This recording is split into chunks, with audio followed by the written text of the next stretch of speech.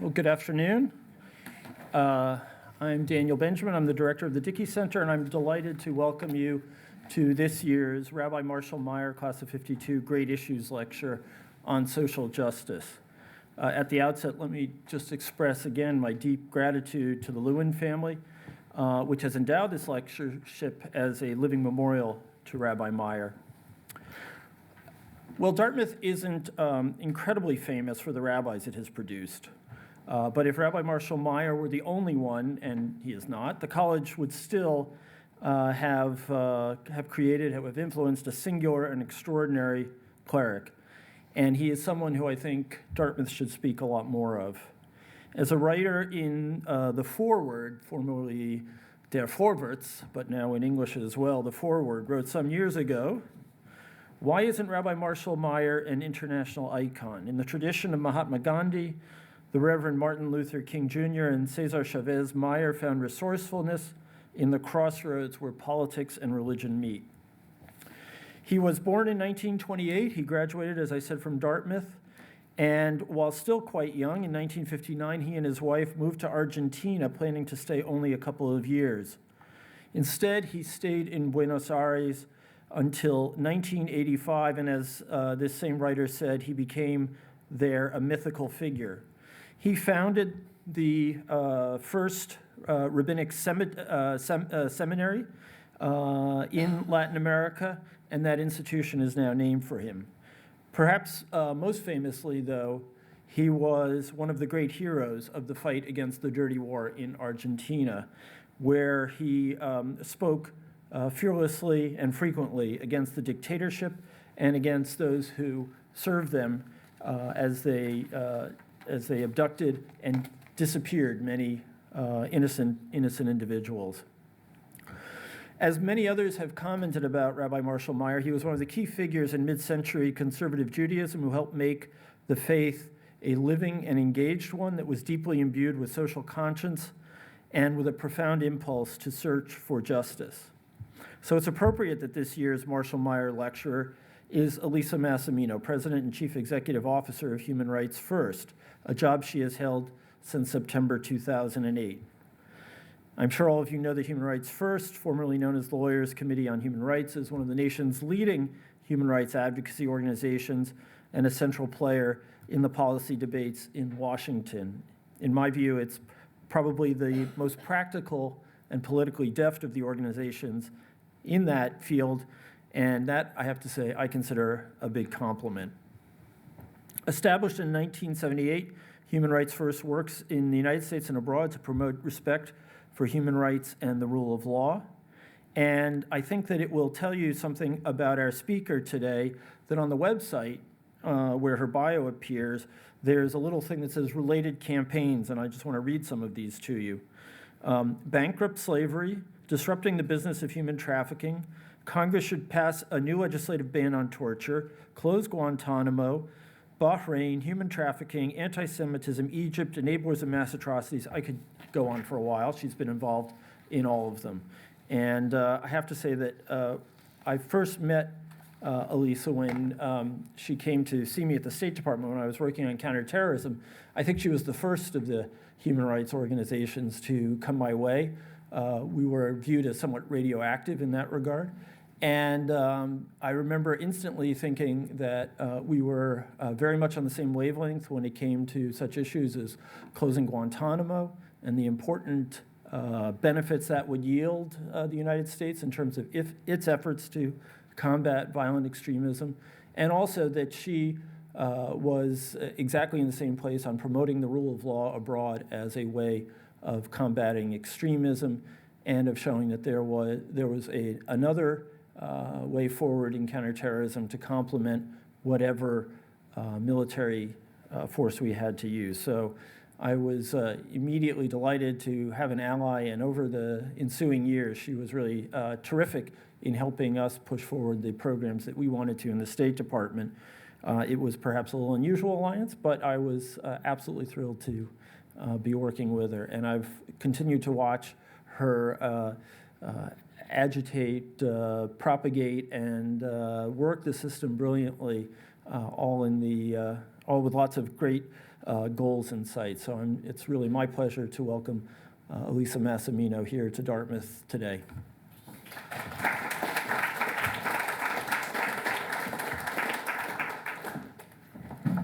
Thank you so much, Dan. That's very nice. And I, not to be too much of a mutual admiration society, but I do have to say that you all are really, really lucky to have Dan here, and we're really, really unlucky to not have him in Washington because this is, particularly in the area of counterterrorism, it's an incredibly challenging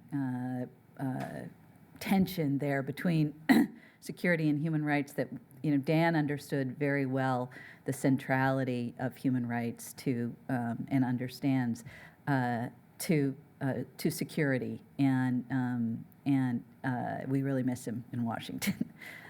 So your great fortune is our loss. And I also want to say what an incredible privilege it is for me to be part of any program that bears the name of Rabbi Marshall Meyer.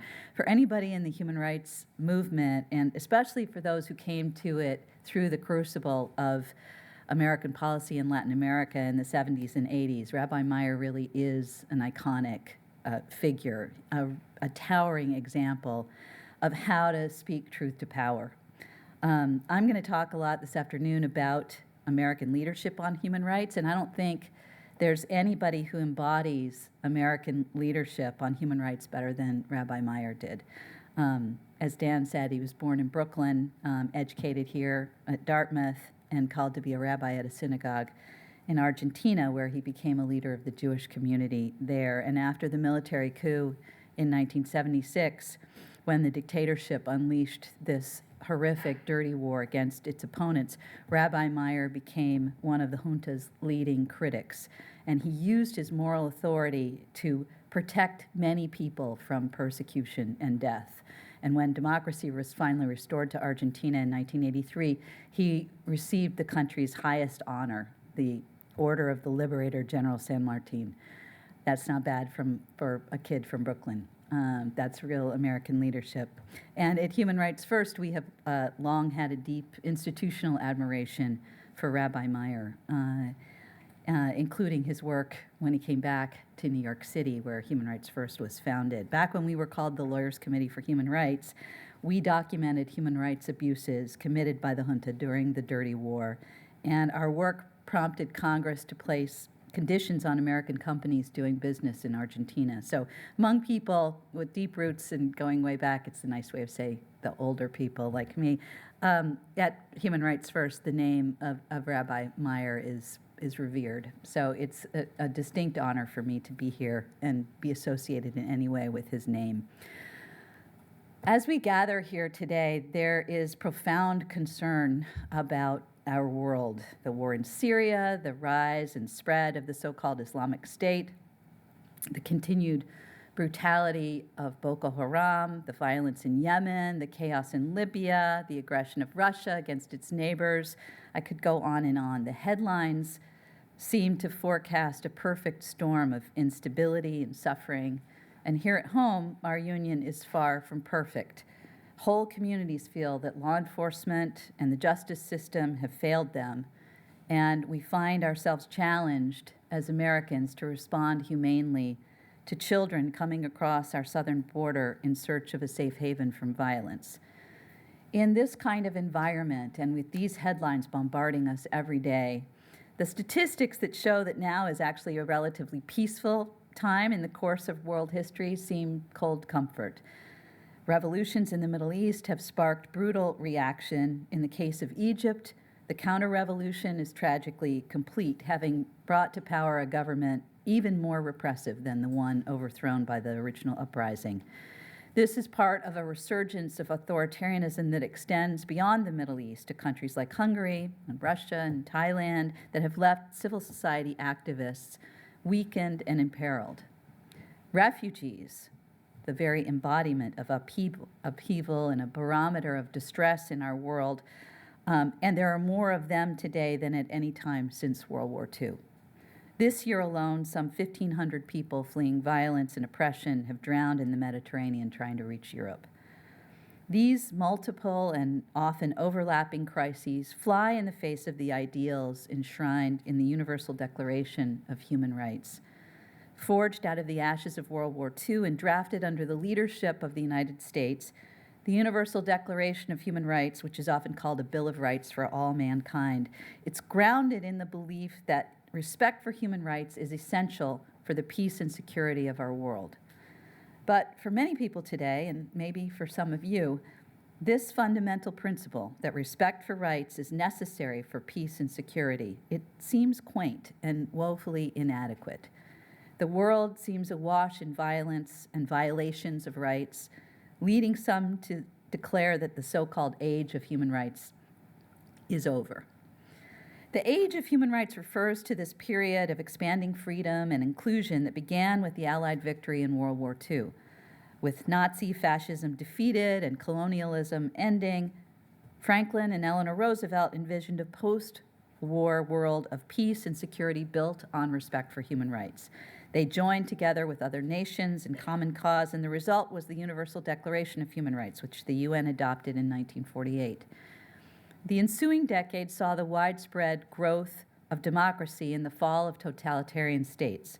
At the same time, there emerged new, powerful, and sometimes amazingly successful social movements as African Americans, women, people with disabilities, gays and lesbians, and many other oppressed and marginalized groups rose up to demand respect for their rights.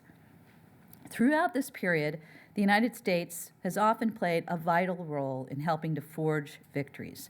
It has led by example and served as inspiration. It has thrown its support behind democratic movements and frontline activists. It has been a leader, albeit a flawed one, in the effort to build and sustain a global system of institutions committed to human rights and international law. When the United States lives up to its ideals, it can be an enormously powerful force for progress. From the Universal Declaration to the Refugee Act of 1980, from President Carter's effort at Camp David to President Clinton's effort in Northern Ireland, from President Reagan's support for democratic movements in Eastern Europe to President Obama's leadership on LGBT equality worldwide, the U.S. government and its leaders have often played a critical role in advancing human rights. No longer, say the pessimists who believe that we've arrived at the end of this period and that the tide of human progress has ebbed and that the United States shouldn't and can't afford to continue to use its influence to advance human rights. They advocate, in various terms, retrenchment, a cutting of losses, lowering of expectations. Unfortunately, some of the pessimists are in Congress and even in the Obama administration. And while they don't openly declare an end to the age of human rights or openly reject American leadership on human rights, they do make clear through their rhetoric and their actions that they believe the United States should no longer make a serious effort to be a global force for progress on these issues. Rebranding this pessimism as realism, they advocate a strategic retreat from the world, or at least from the messy business of trying to shape world events for the better. It'll probably come as no surprise to you that I disagree with that approach. I continue to believe that the concept of inherent human dignity remains an essential guiding principle, and that the Universal Declaration's premise that respect for human rights is the foundation of peace and security in the world has actually been validated over and over again. I think the global system of international law and human rights remains a crucial, if still not fully realized, vehicle for preventing brutality and expanding freedom. And I think the United States has to lead on human rights, both because that leadership is essential to progress worldwide and because it serves the national interests of the United States to do so. The truth is that today's pessimists aren't really making new arguments. From the beginning of the so-called age of human rights, there have been skeptics who depict human rights as pie-in-the-sky idealism and international law as merely words on paper, pretty concepts but that are unfit for the real world of power politics. There's a relatively new book out there called The Twilight of Human Rights Law. It's written by a law professor at the University of Chicago, and it puts a new spin on that old argument. He claims, the author, Eric Posner, that human rights treaties are quaint and undemocratic and clearly don't work because governments have not stopped violating rights. So we ought to give up on the idea, born, he says, out of a mix of hubris and naivete, that we can change the way governments act by pressing them to respect human rights. We ought to try something different. Well, no human rights advocate that I have ever met thinks that the mission is accomplished when a government passes a law or ratifies a treaty. We all know that building respect for human rights takes creativity and hard work. Standard setting is just the beginning. Dramatic change requires activists of courage and resilience and imagination, and it often requires governments that choose to use their resources and influence to protect and empower those activists. Let me give you one historic example of how the interplay of these forces makes rights real. In 1975, 35 nations, including the United States, nearly all of Europe, and the Soviet Union, signed the Helsinki Accords. This was an act of cooperation between the Soviet Union and the West. In fact, at the time, it was regarded as a diplomatic victory for the Soviet Union because the agreement recognized its territorial integrity and authority over its internal affairs. But one of the agreement's 10 articles concerned human rights. With Article 7, signatories agreed to respect, quote, human rights and fundamental freedoms, including freedom of thought, conscience, religion, or belief for all, without distinction as to race, sex, language, or religion. Now, some viewed this as just words on paper, a pretty-sounding pledge that the Soviet bloc governments would promptly ignore. And it could have been that, except that activists seized on Article 7 and incorporated it into their struggle. Václav Havel later said, quote, the first opposition movements, or so-called dissident movements, which emerged in the Soviet bloc at that time, had one thing in common. They all cited the Helsinki documents, as well as other papers binding governments to respect human rights and liberties. To these movements, the Helsinki Accords were an inspiration, a shield, a chance to resist coercion and to make it more difficult for the forces of coercion to retaliate. End quote. It would take many more years of struggle, 14 years to be exact, years in which these democratic movements received emotional and material support of the United States and its allies, which recognized that the moral imperative of helping activists aligned with their own strategic interests. And in 1989, the world changed, and you can trace that political earthquake back to Helsinki. So treaties and diplomatic agreements and human rights principles become important when activists and sympathetic political leaders choose to infuse them with meaning and power. And U.S. government leaders have sometimes been willing and able to do just that. Now, I want to be specific about what I mean by American leadership on human rights, because for some, that term may invoke triumphalism or militarism, and I understand that. While military force is occasionally needed to protect people from violence and persecution, it's a blunt, expensive, and risky instrument, and it inevitably spawns its own human rights problems. Unfortunately, when it comes to protecting human rights, the U.S. government often overuses military force and underuses more efficient and effective instruments. These include economic, political, and diplomatic tools like conditioning military aid and sanctions, humanitarian aid, private diplomatic pressure, public shaming, direct and indirect support for frontline activists, technical assistance, and leadership at the UN and other international institutions. And all these forms of leadership flow not just from power, but from credibility. Leadership, by example, is powerful in itself as inspiration to activists and a threat to repressive regimes, and it facilitates other forms of leadership. Donald Gregg, who served as National Security Advisor to George H.W. Bush when Bush was vice president, recently wrote a piece that underscores the practical importance of moral capital and the real-world costs of squandering it. He writes, in 1973, as the CIA's South Korea station chief, I brought down the head of the Korean CIA by protesting his torture of an American-educated college professor arrested for alleged subversion.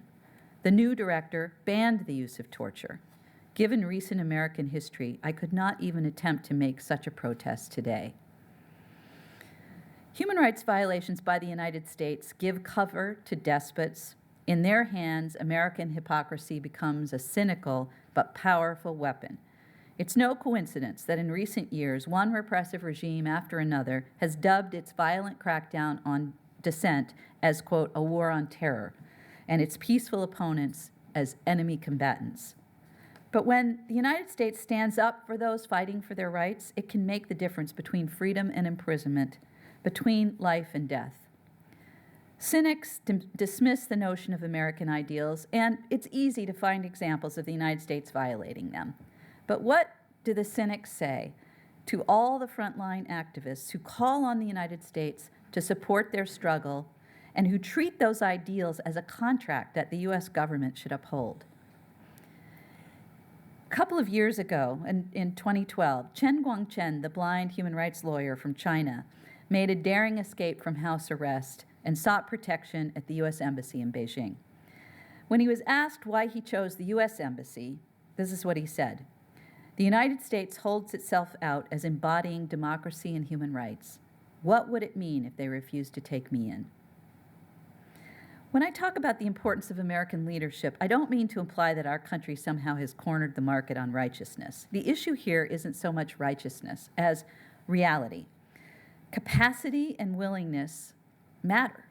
We might wish that there was another country or group of countries ready to challenge dictators and lead the response to human rights crises, but wishing does not make it so. And when the United States doesn't lead, it leaves a vacuum that is filled by tyrants and other forces of oppression. The genocide in Rwanda is perhaps the starkest cautionary tale about American inaction, but today's crises likewise demonstrate the irreplaceability of American leadership. Consider the refugee crisis in and around Syria, where the war has forced half of all Syrians, to flee their homes, and several million are now in neighboring countries. This is a humanitarian crisis of staggering proportions. Of course, it would be welcome if Saudi Arabia or other wealthy nations in the Middle East stepped up to take the lead in helping Syrian refugees and the countries like Jordan and Lebanon struggling to accommodate them. But they haven't. And to the extent that they're helping, it's been at the prodding of the United States, which has funded much of the relief effort.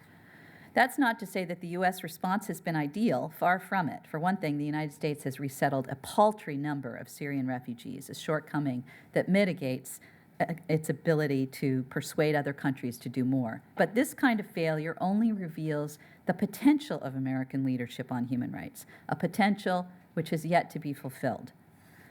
Now, the pessimists that call for the U.S. government to stop prioritizing human rights in its foreign policy, I want to ask them, what would it look like if, in fact, the U.S. government started prioritizing human rights in its foreign policy? Consider the Middle East, the site of several of the crises dominating the headlines.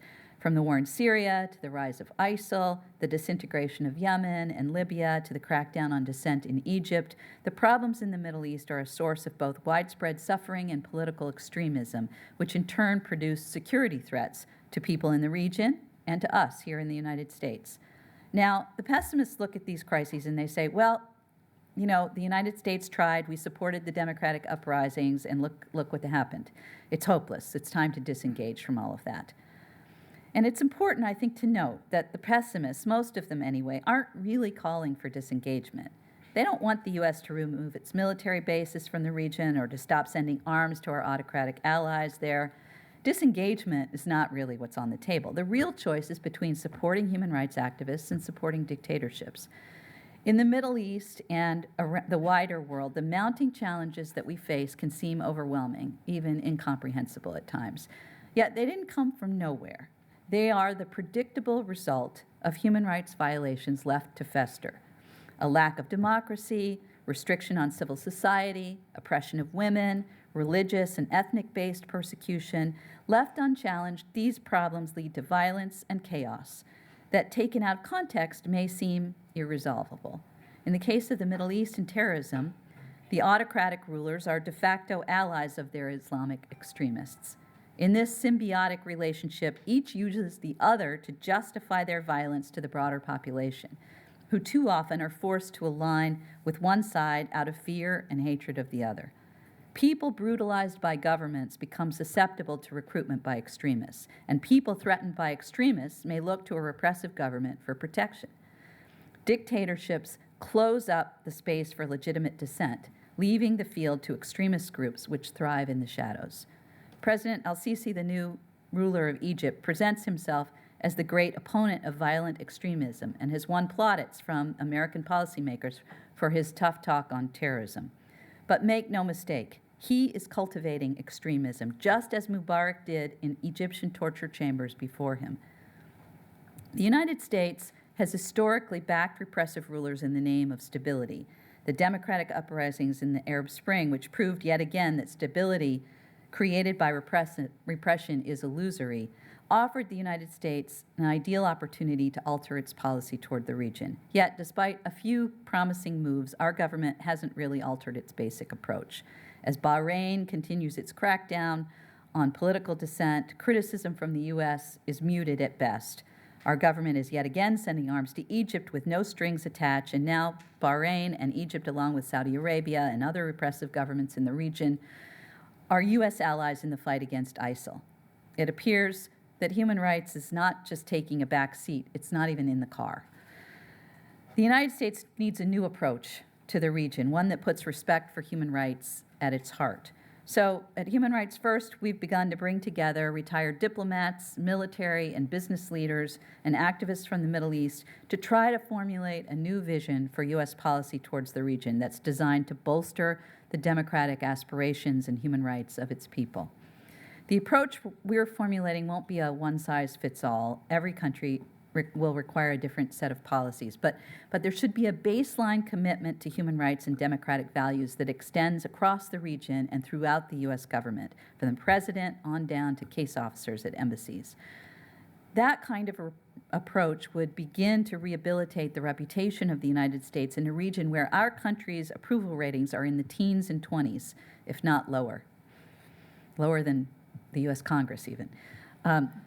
People there see the United States, not without reason, as allies of their oppressors. But activists and citizens there, many of them at least, want to believe in the United States, and we ought to give them a reason to do so.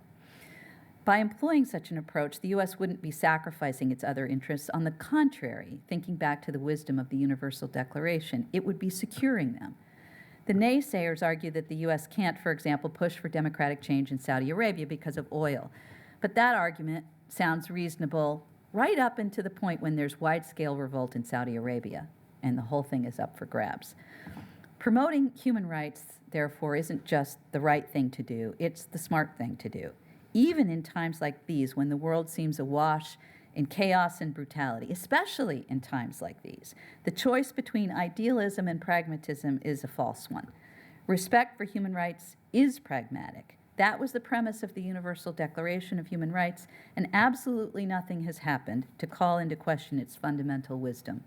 What has happened, it seems to me, is a decrease in the willingness of the U.S. government to live up to American ideals and universal values. For example, one need not romanticize past eras of U.S. governance to see that something has gone terribly awry when the United States is incapable of responding humanely to the influx of mothers and children from Central America who are seeking safety in America's arms. This is a country, our country, remember, that helped to establish the international laws on refugee protection and has been a leader in resettling refugees. But now thousands of people are fleeing horrific violence and persecution, many of them women and children, and the U.S. government is sending some back into danger while warehousing others in detention centers where they could remain for months and years. Is this what the end of the age of human rights looks like? But what has changed, really? Did we somehow decide as a nation that we should no longer be a safe haven for the persecuted? No, we haven't. Do we now see helping refugees as too expensive? Actually, no. In fact, there are proven alternatives to detention that are less expensive than detention. Are Americans rising up to demand that we detain and deport these women and children? Actually, they're not. A poll we just commissioned found that Americans overwhelmingly support alternatives to detention, more judges for immigration courts, and other measures that would help the U.S. government treat refugees fairly. What's changed is that too many policymakers have lost their nerve and their vision, ceding way too much ground to demagogues who call asylum a loophole and child refugees freeloaders. Many of these policymakers actually will tell you in private that the approach to dealing with the refugees in Central America is unwise and inhumane, but they're not going to spend precious political capital fixing it because they don't see an immediate upside or they fear they'll be depicted as soft on illegal immigration. The refugees essentially are expendable, and along with them is a precious American ideal. But I'm confident that there's a latent consensus out there that is pro-refugee, that needs to be pressed and cajoled and inspired to do what's right. And that's what we're trying to do at Human Rights First. We're likewise trying to rebuild the bipartisan consensus on torture that existed prior to 9/11. Some of you might not know that it was President Reagan who championed the UN Convention Against Torture with the Senate, and the US Senate ratified it in a bipartisan vote. There was widespread recognition that torture was immoral and a frontal assault on American ideals. That consensus began to come apart when the Bush administration made the fateful decision to make torture official U.S. policy. In response to that, at Human Rights First, we assembled a coalition of retired generals and admirals who played a key role in securing President Obama's executive order banning torture. In fact, members of that coalition were standing behind him in the Oval Office when he signed the executive order on his second day as president, a major victory for human rights and the rule of law, and one that, believe me, seems inevitable only in retrospect. 2 years ago, again, we mobilized this same coalition along with a group of experienced interrogators to help us push for public release of a Senate report on the CIA's so-called enhanced interrogation program. And we succeeded. You might have seen that late last year, key parts of the report, still redacted, but sufficient enough to give the picture, were finally released. And they revealed that torture was more widespread and brutal than the CIA had led Americans to believe, and that was an abject failure as an interrogation technique.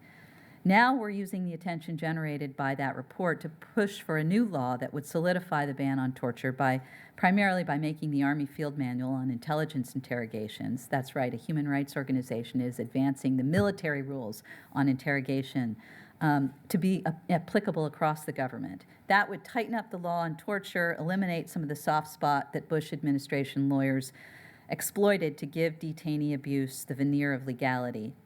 We need a law so airtight that not even loophole lawyering can penetrate it. President Obama's executive order could be undone by a future president, and we need to make clear that the CIA, which has no competence in interrogation, either stays out of the business altogether or complies with the military rules governed by the Geneva Conventions. Such a bill would then provide a vehicle for both parties to come together and show the world and Americans that torture is not a policy option and that the aberration of the post-9/11 era was exactly that, an aberration. This is going to be an uphill battle, as will the battle to close the prison at Guantanamo, a stain on our country that has caused undue suffering and actually harmed U.S. national security. Gitmo remains open because of demagogic obstruction in Congress and a lack of political will in the White House. Nonetheless, we have slowly made progress. The prison population that more than 900 people passed through Guantanamo, now it's less than 125. We will keep fighting till the place is empty and shut down for good. So, in case you couldn't tell, the pessimists frustrate me. They frustrate me, first of all, because pessimism is a luxury that we cannot afford, not when there's so much work to be done. And they frustrate me because I am certain that their analysis is wrong. The struggle for human rights has always been, and it always will be, filled with both victories and setbacks, and there's no good reason to believe that this era calls for a reassessment of first principles. To be honest, there never really was a golden age of human rights. FDR, one of the pioneers of the human rights movement, put Japanese Americans in cages. That didn't nullify his good deeds, but it does underscore the fact that the struggle for human rights is perpetual, and the work of human rights advocates in the United States is to close the gap between American ideals and American actions. So I'd like to end by just mentioning a couple of bright spots. One is the mounting bipartisan interest in reforming our criminal justice system here at home. This is not an area that my own organization has worked on directly, but it affects all of us because the inequities in our criminal justice system not only cause enormous suffering, but hurt our country's global credibility on human rights. Along with our counterterrorism policies, it's the issue most often cited by our country's adversaries as a sign of American hypocrisy. For years, activists called for reform in our prison policies, pointing out the harm that mass incarceration did to poor people and people of color, and for years, reform seemed like a long shot at best. But activists kept pushing. They collected and disseminated data, they agitated, they built coalitions that transcended ideological labels, and then crime dropped, giving the reform movement a critical opening. At the same time, politicians started to worry about the financial costs of incarceration. And now there are promising efforts at both the state and federal level to curtail incarceration. Major foundations are putting huge financial muscle behind the effort, and presidential candidates in both parties are calling for fundamental reform.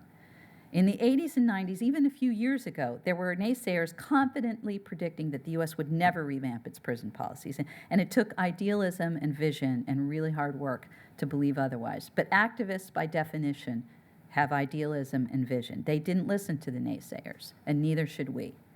And finally, getting back to Rabbi Meyer's legacy, I was thinking a lot about him last week. I was in Atlanta at the new National Center for Civil and Human Rights, a wonderful new museum that brings together the story of the civil rights movement in this country with the global struggle for human rights. The center was celebrating its one-year anniversary. If you're ever in Atlanta, you have to go see it. It's right across the way from the world of Coke. One of the honored guests at the gathering last week was Estela Barnes de Carlota. And Estela was a school teacher in Argentina during the military coup. Her daughter, Laura, who was active in a student movement against the dictatorship, was abducted by the military in November of 1977.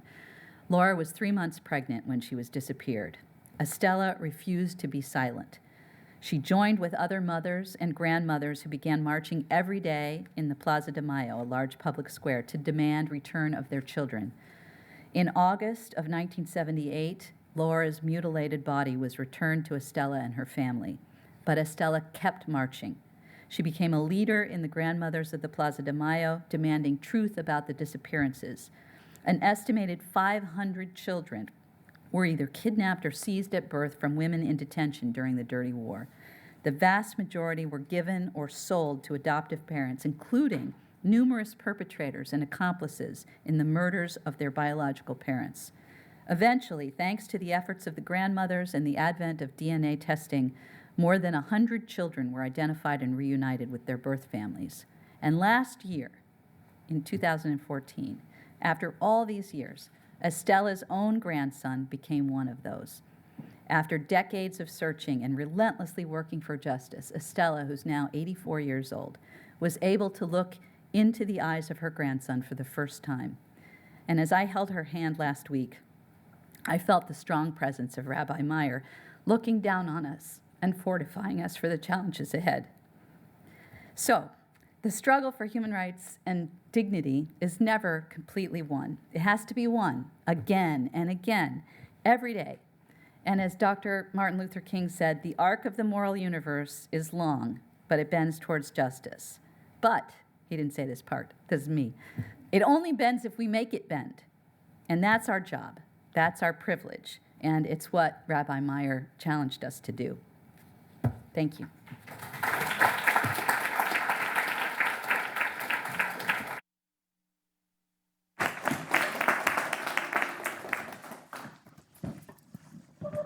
Sorry, I got a little choked up there. That didn't even really happen to me last week when I was with Estela, but it was an incredible. We were there, and there was a plaque by her in the museum. There are these beautiful, iconic paintings. They look like photographs of leaders of the human rights movement. There's Mandela, there's Dr. King. They're all dead, except Estela. Estela is one of them. And the plaque by her picture, when the museum opened last year, said that despite her decades of work, and they were able to find 100 of these estimated 500 children, she never found her own grandson.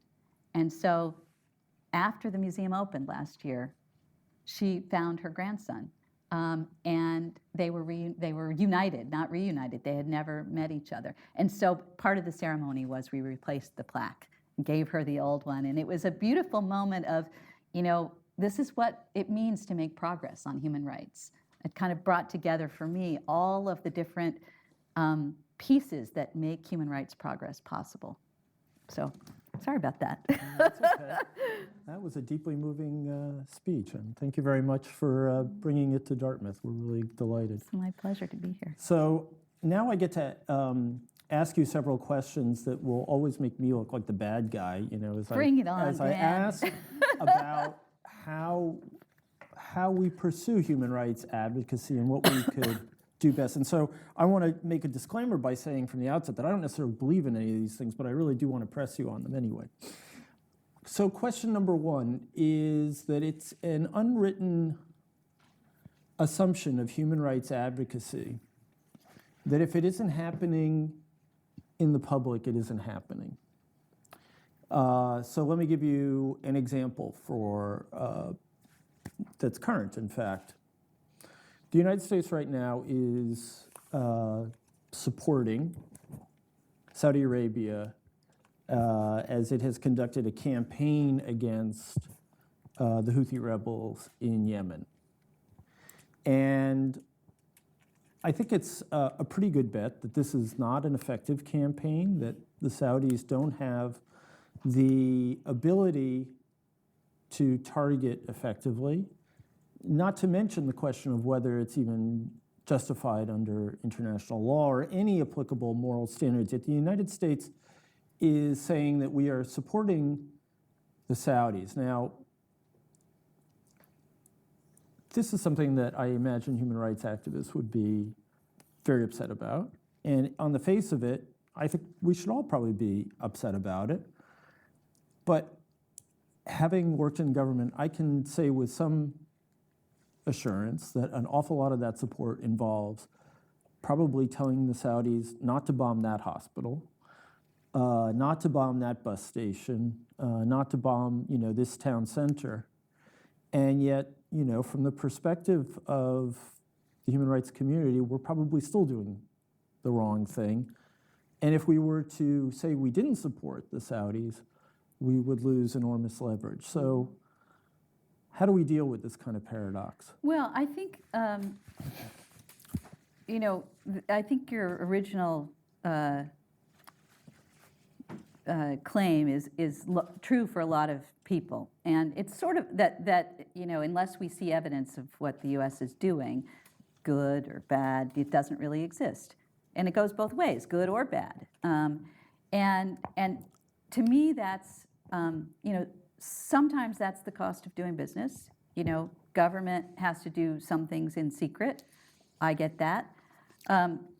We as Americans have to judge and hold accountable our own government from what we see that's happening and demand more transparency if we need it in order to make those judgments.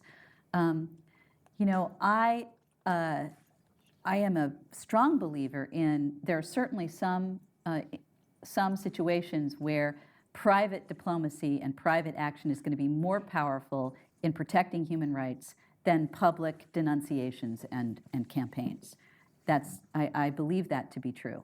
But there needs to be, but I also know that many people in government say, oh, we got this, don't worry, we're raising that. Human rights is on our list when we're meeting in private with these repressive leaders. Trust us, we're going to raise it.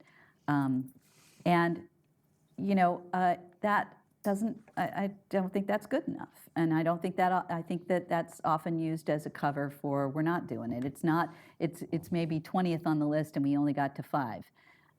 When really, my own strong argument that I make to government officials is that human rights is not a thing on the list.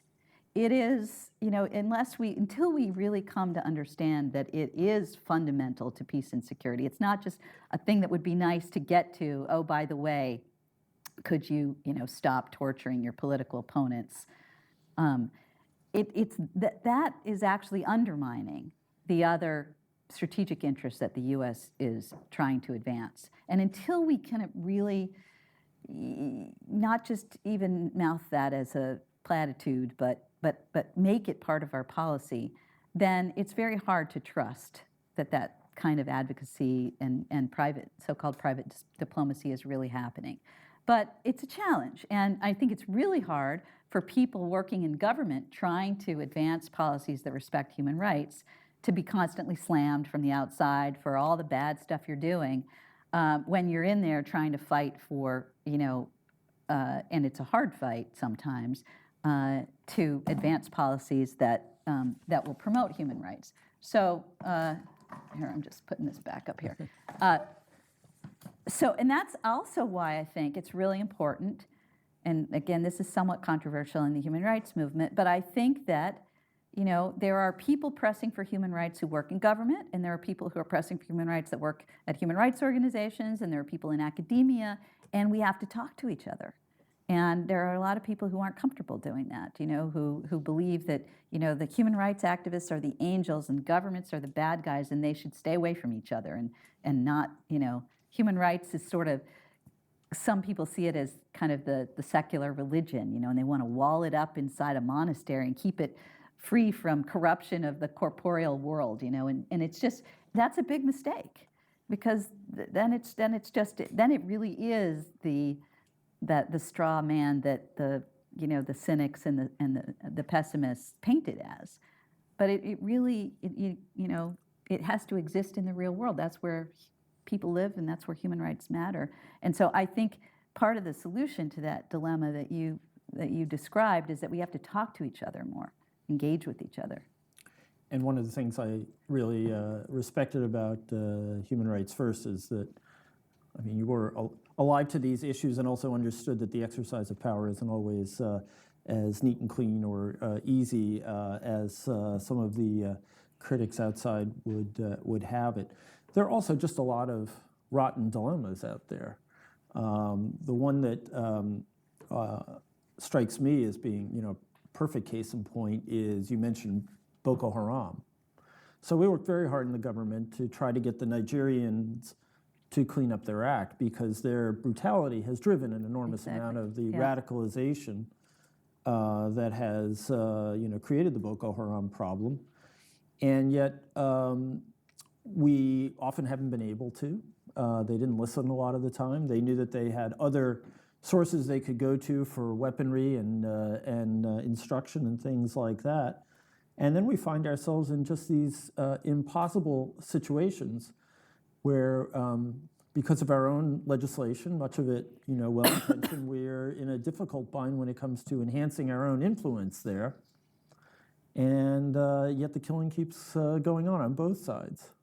So, yeah, I don't know exactly what your question is, but I do want to say that, sometimes... It wasn't a question. It was just a softball I tossed up there for you. I think that, there's embedded in that comment is, I think, implicit criticism of a piece of legislation called the Leahy Law, which restricts the transfer of military aid to particular units of foreign militaries that have engaged in a systematic in systematic and serious human rights violations, and that's been cited in the case of Nigeria.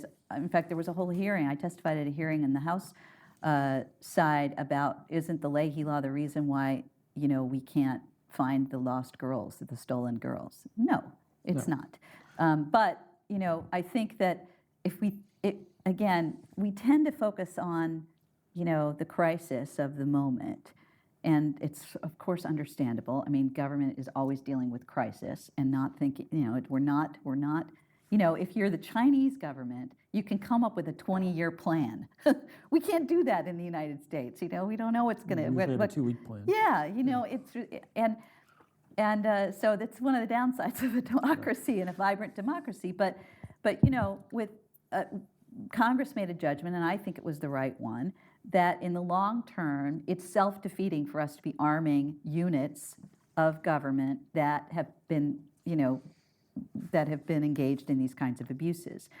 And what we need to do is, instead of saying, okay, I don't view that as kind of a CYA exercise. We just want to have clean hands. We don't want to be, have them be using American weaponry or ammunition to be killing innocent people. I think it's much more important than that, that it's about, we ought to be enabling these foreign militaries to hold their own people accountable. And, if they had military justice systems like we have, then, it's actually pretty easy to get around the restrictions of the Leahy Law if you engage in a credible accountability exercise for the people suspected of having engaged in these serious abuses. That's all they have to do, and then they can get so there are ways around that. So just to be clear on the record, I have no objections to how the Leahy Law has been applied in Nigeria, where the brutality has been overwhelming. But in some countries, in Bangladesh and Indonesia, we do run up against issues, we do run up against problems of national pride, sovereignty concerns, things like that. And and I'm from Vermont, so I am completely behind Senator Leahy and everything he does. But I sometimes wonder if we have the flexibility we need there. But we can debate that another day. Let me ask you one last question, then we'll throw it open. One of the challenges that we face in our government is that the pace of change that can be achieved is often too slow for our legislature to sign on. You and I worked together trying to push a lot of rule of law programs and programs to counter violent extremism in countries where that was a problem. And you just have to look at the faces of the legislators, especially if they're in the House and they're going to be there for 2 years, and they say, this is never going to bear fruit while I am in office, and I am not going to spend money on it. So what do we do to overcome that problem, which is endemic? Yeah, well, sometimes you look at all the problems in the world, and then you're looking at what the U.S. can be doing to address some of those issues. And you've got, like, for me, I'm running an organization. So it's a smallish organization. We have 100 people working on a bunch of big, complicated issues, and then you look at the dysfunction of our political system. Not just the what's in it. It makes you feel better about your organization. It makes me feel like, well, at least I don't have to solve that problem, or that's not my mission, because that is really tough. And it's one of the things, that I think relates to all of the all of the problems that we have. Just leave aside globally, just in this country, that the challenges that we have to face about healthcare and policing and just everything are made just so much harder by the dysfunction of our political system. And, sometimes I wonder, in my next life, maybe you're always looking for the source of the real source of the problem, that I throw myself at that kind of, and we need to get more people, look at the gun violence, all those kinds of things. Why can't we make progress legislatively on those issues, even when, immigration, for example, that's an issue where there is incredible silent majority in favor of sensible reform. And the entire debate gets driven. We get so close to doing something, and the whole thing gets driven by the loud extremists on both sides of Who a vote debate. in primaries. Who do, and that's a subject for another whole. It's very difficult. The way we tackle it, which I think was your question, what do you do about that if you're trying to make change through our dysfunctional political system? Well, one thing is we're always looking for ways to make change that doesn't require action by Congress, because that is a long-term investment, and sometimes we are doing it. We did it with the Detainee Treatment Act and with the Iraqi Refugee Act and all that, but you've got to. It has to be bipartisan if it's gonna stick, which I think is a good thing. And that's why we invest a lot of time and energy in building alliances, in finding some common ground, because if you don't have that, you're not any victory that you have will be short-lived. And so one way we do that is to try to build long-term relationships with people who we do think are going to stick around in the legislature, and we find people who care about values and ideals, even if they're not aligned with what we're currently trying to get done, we tend to find that those people are more likely to be persuaded once they know more about the facts. So investing in that kind of effort usually pays off, but it can be really long-term. Okay, so we're now looking for questions. There we go. Why don't we go start up here? Hi, thank you for coming. I'm Sarah Kleinschmidt from the medical school. You mentioned briefly economic interests and how you firmly believe that the long-term U.S. economic interests are aligned with human rights. That said, if you look on the ground in Nigeria, Middle East, the Americas, corporate interests have often been on the trailing edge, and you've had the change led by more grassroots movements. And so I'm hoping you can speak a little bit more in depth about how those interests are aligned and how we convince corporations that it is in their interest to work on human rights. Yeah. Well, so at Human Rights First, our mission is to foster American global leadership on human rights. And I include in that not just U.S. government action, but also the actions of American companies. Because let's face it, there are a lot of companies that are more powerful and have if you think of them in terms of GDP, they're bigger than a lot of countries. And they have huge, there's a lot of non-state actors now who are playing an outsized role on human rights for good or bad, companies, terrorist groups, and across the spectrum. And we've done a lot of work on trying to get American companies to agree to standards of behavior, whether it's in labor standards in their supply chains. Through one of the things that we did in the 90s was help to birth this organization called the Fair Labor Association, which is a voluntary association of apparel and footwear companies and human rights groups, and that does supply chain audits. It now includes Apple and other not apparel and footwear companies. But again, these are voluntary standards.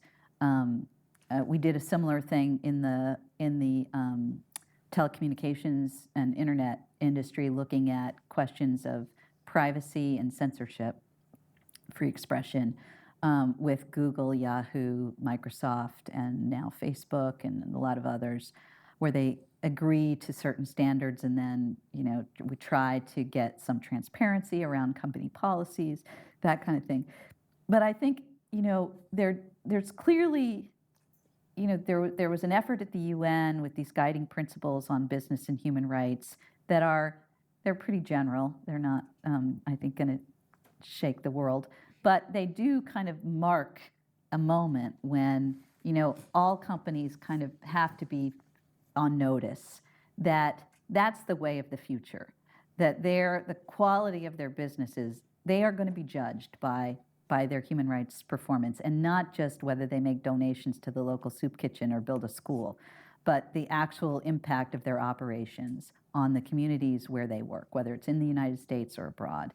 And the question is, how do we get companies to do a better job? A lot of it has to do with short-term, long-term thinking.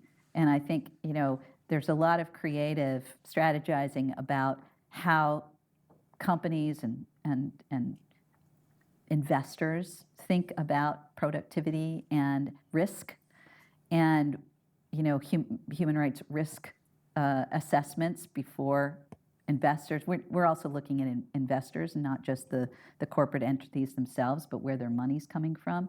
And is it a good bet to bet on a company that is operating in an environment where there's weak rule of law and a violent, police or military apparatus? And if that's where they're going to operate, what can they do to mitigate against that? There's a ton of work to be done on that. But I think it's a huge and increasing part of the human rights movement is how to have an impact. Now, in some ways, it's even harder to have an impact on the private companies than it is on governments, because we don't have a formal relationship like we do as citizens of our government, and a right to demand action. But more and more, this is where outside pressure is a very helpful to create the environment in which companies begin to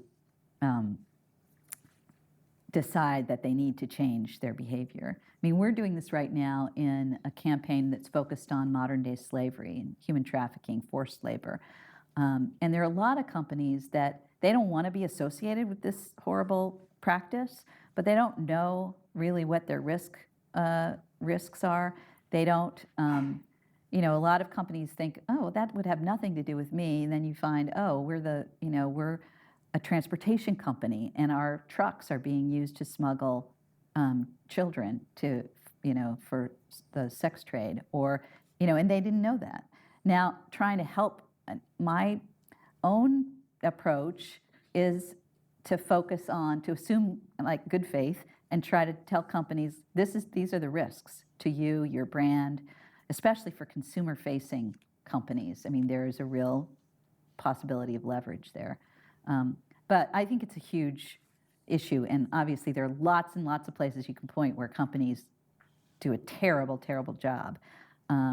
But there are increasingly, I think the more progressive companies and the leaders in their sectors are trying to be more proactive and making sure that they're not complicit in these violations. Okay, right here. Okay, well, how about there and then here?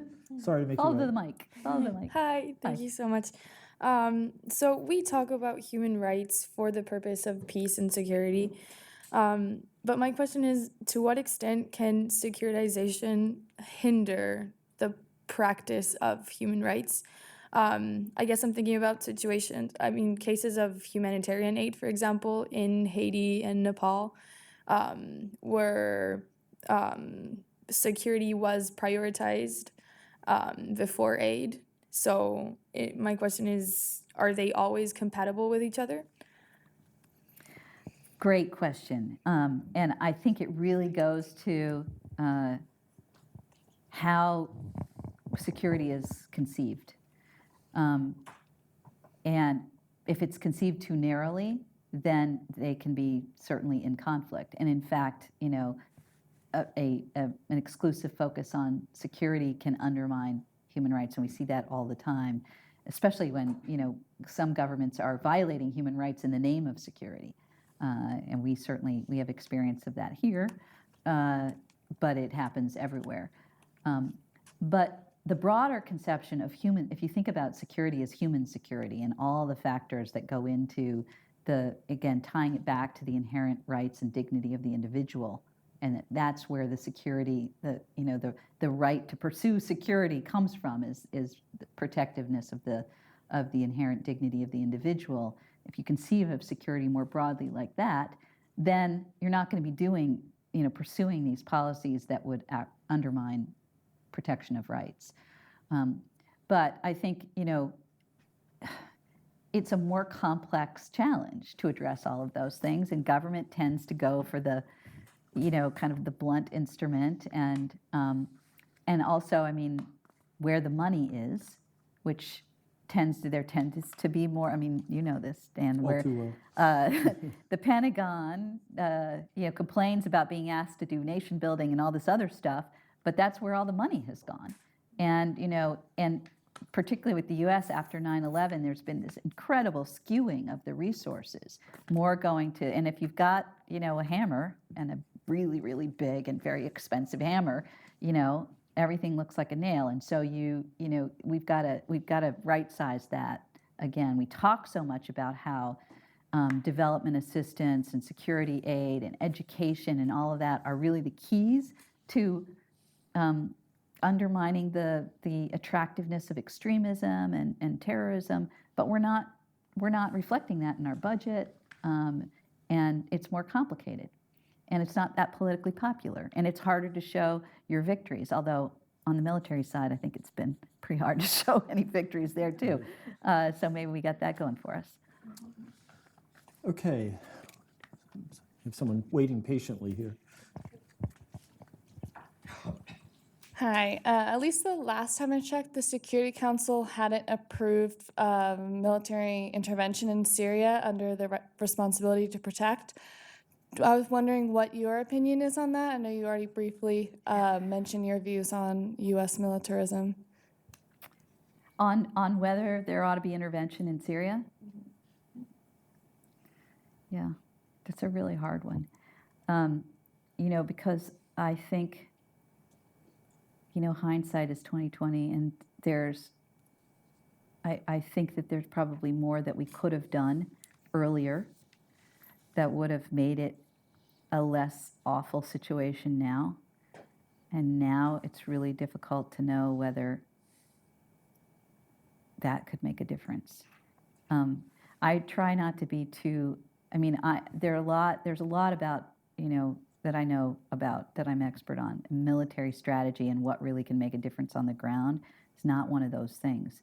But I'd be interested in what you think, Dan. I was, frankly, human rights activists tend to be always anti-war. And I totally understand why, because military intervention always throws off all kinds of unpredictable, terrible things, and there's a 100% guarantee that innocent people will die who weren't going to die before. It's also almost always true that innocent people that would have died would not if you intervene. So it's very hard to quantify, and mostly human rights groups have just punted. They don't advocate either way. I will confess in the privacy of this videotape that that I was more inclined toward some military action in Syria several years ago, because I just felt like it was such an impending humanitarian disaster that even with the uncertain outcomes, I felt more in line with that. And now, to be honest, I'm not sure, because it has deteriorated in such a way, and it's such a much more complicated situation that I'm frankly not that confident that what we could do would make a big difference. But I would love to hear what you think about that, Dan. Well, in 2011, 2012, as is pretty well known, Secretary Clinton thought we should pick a horse and back it. Not necessarily have U.S. military intervention, but we should find a party who we could support, who would be moderate, and who, if we built up enough, could tilt the action. And I felt that very strongly at the time. But I have to say, looking back, that there were lots of people who were looking at the exact same facts and looking at the exact same history of U.S. intervention along these lines who were saying the opposite. And I know people on both sides of this argument, and they're all people of good faith, and I don't think that there is an easy answer here. It was just devilishly complex. And so I don't know, and we're not going to get a chance to run that one back again. And I think at this point, military intervention really doesn't make sense. There may be something to be said for safe havens, but there's no on the ground or even air power option for the United States yet now that will lead to putting Syria back together. It's a very difficult thing to swallow, though, because in addition to a generation of Syrian children who now will feel abandoned by the United States, and they will grow up in these camps largely uneducated. That is a huge security risk. That's like a ticking time bomb for the United States. What can we do about that? Well, we ought to look at least what we could do to mitigate that problem with money, with education, with.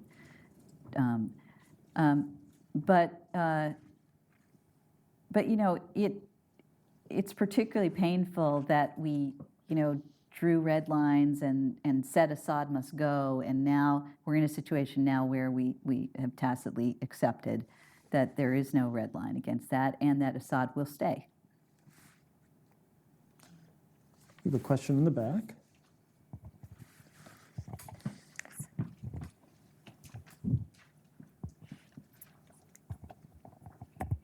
Yeah, I think you make a good point about it being more complicated than we can see at the time. You definitely look at a situation like what we did in Libya, and you can say, oh, well, the carrot was bigger than the stick then, and we did whatever. But it wasn't simple, and it isn't simple after that. My question is really, what's been your experience, and what insights do you have as to what partnerships we can take advantage of with countries that maybe have a less complicated reputation but are as passionate about human rights, like you have some Scandinavian countries and some Western European countries where there's a lot of goodwill and there are a lot of people that are happy to work together, but they don't necessarily wield the financial or political or military influence that we yield.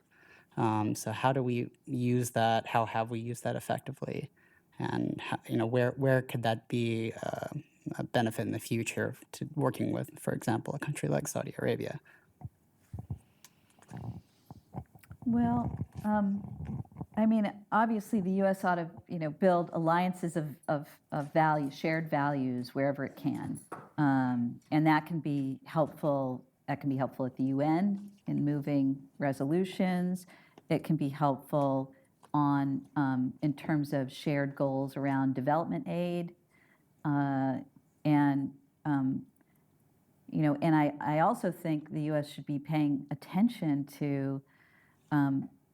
We haven't talked much about Europe, but Europe is sort of teetering on the brink of kind of falling apart, and the U.S.-Europe alliance is very important in terms of what the U.S. pursuing human rights goals in the world, and the threats to the integrity of democratic values in Europe are really frightening right now.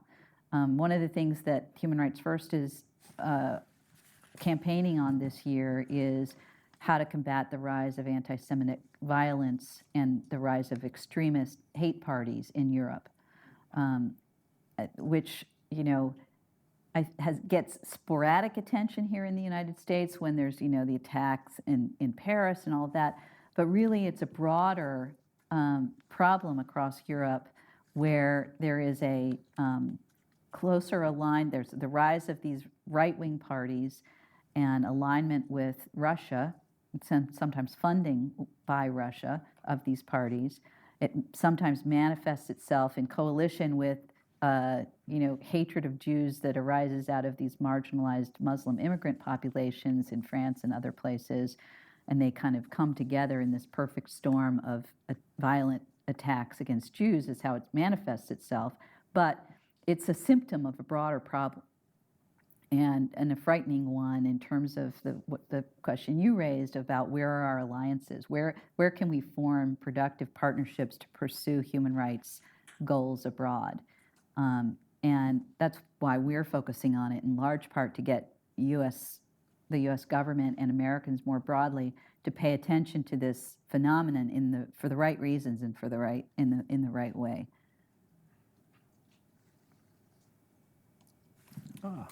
Okay. Oh, here we have someone who hasn't asked one yet.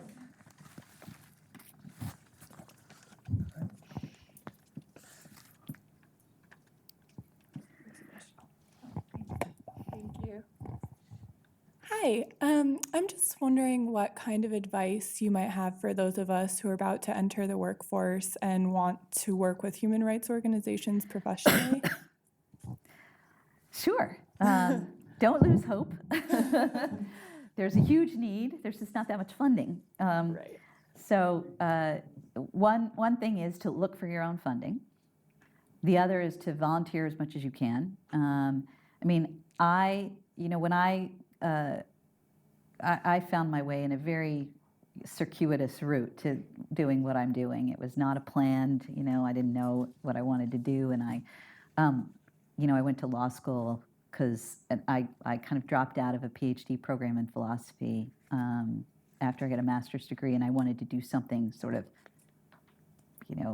metaphorically, at least with my hands. I wanted to do something that produced a result, and so I went to law school, and I still didn't know really what I wanted to do, and I went to work for a corporate law firm, but it was a firm that cared a lot about public interest and allowed me to do a lot of public interest work pro bono, and that's how I really discovered what I wanted to do and my calling. So, you know, I really, and I was living in a neighborhood in Washington D.C. in the 80s when I first became a lawyer, that was almost all Salvadoran immigrants who had, a lot of them were teenagers who had fled forced recruitment in the war. And I just started like hanging out at the corner Latin American Youth Center where all these kids gathered talking about their problems, immigration problems with their landlord, and you know their employers were exploiting them and all of that. And it was just, I didn't have a pre-existing, you know, focus on that. I didn't speak Spanish. I didn't have, you know, but there was a need and I was just there. And that's where it's kind of bloom where you're planted, or look at wherever you are, there is a human rights problem that needs attention, no matter where you are. And if you keep your eyes open to that, it's much, I think, easier to get involved than it is saying, I want this job at this human rights organization, I must go to Geneva or go to this or that. And I mean, I admire the drive of people who are like that, but my own experience is just, open your eyes and look around, left to right, you'll find 10 different problems that are really at their core human rights problems, whether it's poverty, inequality, homelessness, it's all right here. And you start doing that, and then you see the connections between all of these issues, and there are lots of them. That'd be my advice. Thank you.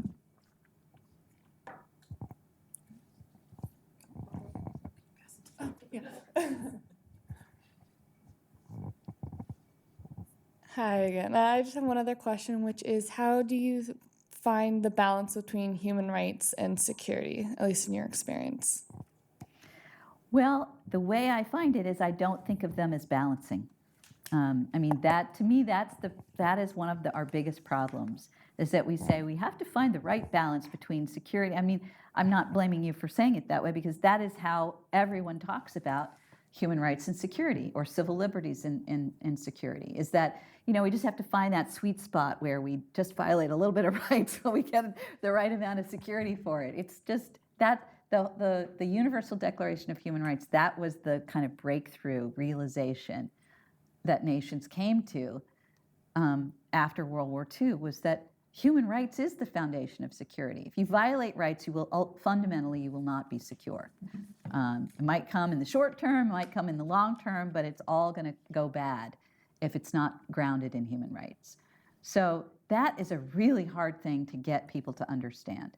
But, we've got, unfortunately, a lot of examples of where, we've got a long history of violating rights that come back to bite us in the form of security problems. And, we keep making the same mistakes over and over, whether it's, with what we, post 9/11, what we did, what we're doing now in terms of countering ISIS, a lot of what we're doing, or people who were, governments that we're supporting are, that's going to end up causing more problems and creating this bad cycle of violence. It goes back to this concept about human security and what does that really mean.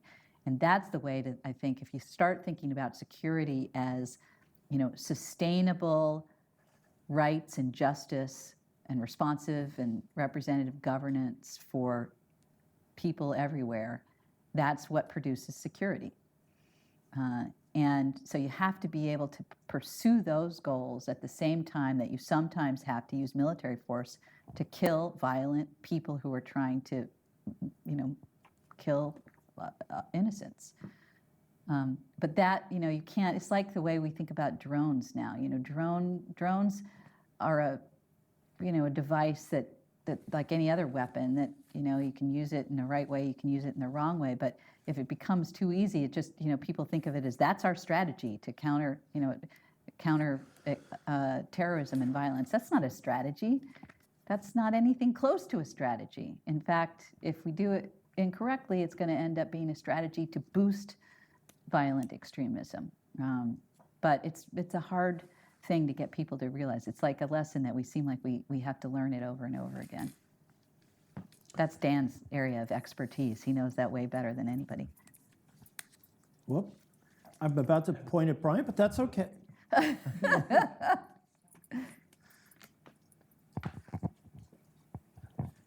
So it seems most of the things you've been talking about are cases where the work of activists is really focused on changing the behavior of the US government. Can you say a little bit about how hopeful or pessimistic you are about international institutions being able to advance human rights, thinking particularly of the UN and the body of treaty law and also the Human Rights Council and so on, as well as the international courts? Yeah. So it's an occupational hazard that you have to, I'm kind of a glass half full kind of person, because otherwise I'd get too depressed. But I always am, I am looking at, kind of what's the progress that we've made? What are the bright spots? Where have things worked?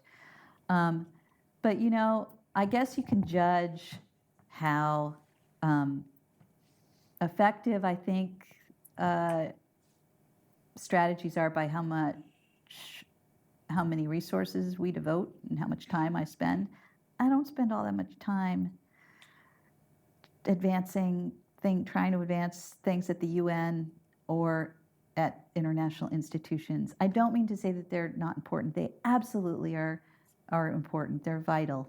And we have to have a place where nations can come together and hash out as ugly as it can be. Because, the UN is just a collection of states, right? So it's as good as or as bad as that.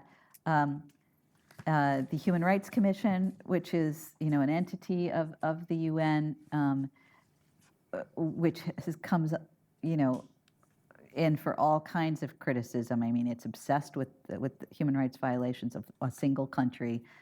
There's a standing agenda item for every Human Rights Commission meeting on Israel and not any other country. It's absurd. Not to say that there aren't human rights problems in Israel, but it's highly skewed. So, and a lot of people say, forget that. We should just bail out of that. But actually, if you talk, and I spend a lot of time talking to activists in other countries who are trying to advance human rights, and in many places, the only space they have for raising those concerns is at the Human Rights Commission. And I was very supportive of the U.S. Decision when President Obama was elected to join the Human Rights Commission, and not just join it, but to engage and be a leader there, because it's hard to wring anything good out of that institution, and we have successfully done quite a lot to pass resolutions there and to shine the light on some really terrible practices. And to shame some governments. So, the International Criminal Court, again, we fought really, really hard to help stand up to draft the Rome Statute that became this International Criminal Court for genocide and crimes against humanity, war crimes. And I think it's really important. But my own instinct is to I feel like we have the biggest leverage on our own government. And so that's why, as a US-based organization, we spend more of our time trying to make sure that the United States is playing a positive global role. So we had one last quick question over here. I'm sorry to say it's going to be a quick question because we've gotten to the witching hour. Recently, there's been a lot of talk about an international trade agreement with Asia. And President Obama got together with Nike, and it seems to me like Nike is one of the biggest human rights failures in the world. Most of their labor is slave labor. And Nike promised, well, you'll get a few jobs in the United States if we go ahead with this international trade agreement. Is this international trade agreement good for us, or is there any benefit? So I'm not an expert on this particular agreement. I have worked a lot on trade and human rights in the past, and the importance of getting strong environment, labor, and human rights conditions put on trade agreements. I think, and so with that caveat that I really haven't studied this pertain, we're not actively working on the trade agreement. And it's hugely divisive. I know in D.C., the trains are filled with pro and con advertisements from all over the place, from the medical, from unions, from companies, from all over. So it's a vibrant debate about, but I do think, and I think there is that as a default, engagement with the world around trade, around all these other, and on human rights, and that engagement is better than not engagement. And so I think the ideal would be to be able to have these, trade agreements and have more of them, but treat them like part of the human rights framework, in that they've got to be grounded in respect for human rights. And if they're not, they are not actually ultimately going to produce the economic benefits for the world that they claim they are going to. And so I think that it's, I can't make a judgment about this particular one, but I know there have been trade agreements proposed in the past that, leaving aside that some of the countries that we've had those agreements with are bad human rights violators, but just within the terms of the agreement itself, if it's not going to advance the protection of human rights of the people in that country and ours, then ultimately it's not going to produce I'm just getting back to the business and human rights point, I don't think it will produce the economic benefits that people claim it will. So I'm sorry if that's not a very satisfying answer, because it was about a specific thing, and I don't have I really am not well educated enough about that, the details of the current proposal. But I think it's great that you raised this question about trade agreements, because it's another huge issue of both leverage and demonstrates the way in which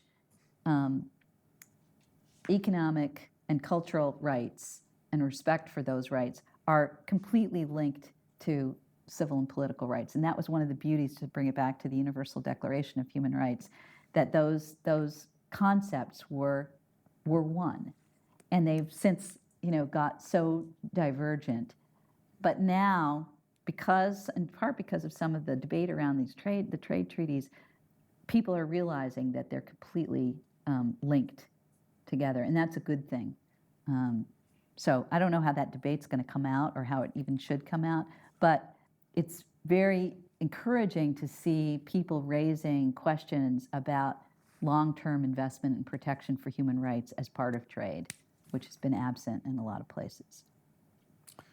So on that complicated note, on a complicated issue, in a complicated talk, let me thank our speaker profusely for gameness and a very moving address. And thank you all for coming today. Thank you, guys.